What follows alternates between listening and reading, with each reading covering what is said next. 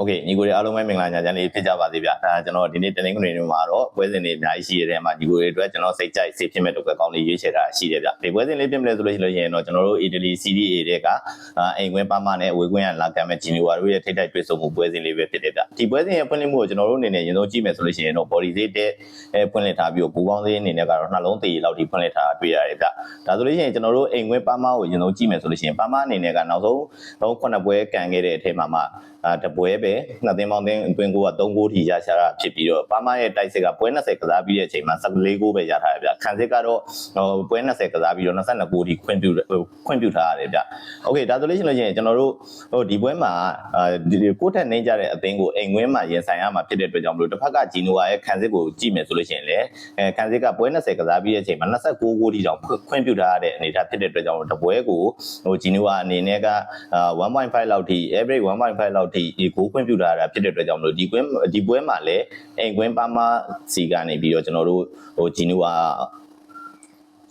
အိမ်ကွင်းပါမရဲ့တိုက်စစ်ကိုဗျာဂျီနိုဝါအနေနဲ့ကတဘူတော့ခွင့်ပြုရလိမ့်မယ်လို့ကျွန်တော်ထင်တယ်ဗျโอเคဒါဆိုလို့ရှိရင်ကျွန်တော်တို့တစ်ဖက်ကဂျီနိုဝါကိုကြည့်မယ်ဆိုလို့ရှိရင်လည်းဂျီနိုဝါကအဆင့်16နေရာမှာလောဆယ်ရောက်ရှိနေတာဖြစ်ပြီးတော့ဂျီနိုဝါရဲ့တိုက်စစ်ကတော့ပွဲ20ကစားပြီးတဲ့အချိန်မှာတော့မှ22ဂိုးလောက်ထိရထားတယ်ဗျဆိုတော့တပွဲကိုတကိုးလုံးလောက်ထိရရှိထားတာပေါ့ဗျာကန်စစ်ကလည်းတပွဲကို1.5လောက်ထိဂိုးခွင့်ပြုထားရတယ်ဖြစ်တဲ့အတွက်ကြောင့်မလို့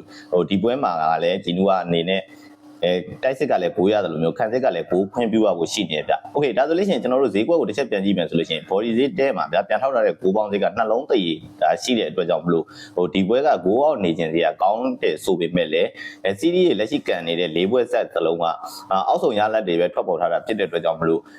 9ပွဲကိုတပွဲနှုံးနဲ့ပေးမယ်ဆိုလို့ရှိရင်တော့ဗျာဒီပွဲတစ်ပွဲကတော့ကိုပေါ်ပေးတင်တယ်လို့ကျွန်တော်အနေနဲ့မြင်တယ်ဗျ။ပြီးတော့နှစ်သင်းစလုံးရဲ့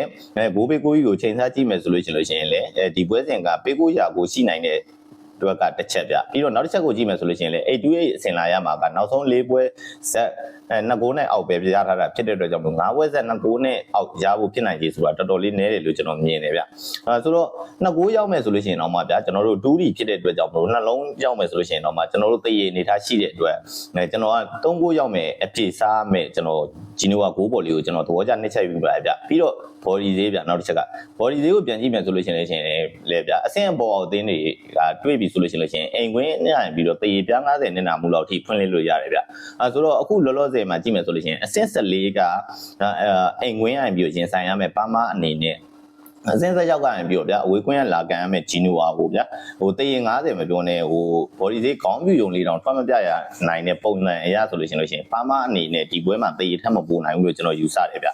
တစ်ဖက်ကဂျီနိုဝါကိုကြည့်မယ်ဆိုလို့ရှိရင်ဂျီနိုဝါကတော့မှဈေးကြောလေးနည်းနည်းလေးပြန်ပြီးပေးကျင်နေတဲ့အနေထားရဆိုလို့ရှိရင်ဒီပွဲစဉ်မှာတော့ဂျီနိုဝါကတည်ရနဲ့အနိုင်ပဲရှိတဲ့အတွက်ကြောင့်မလို့ကျွန်တော် body ကိုတော့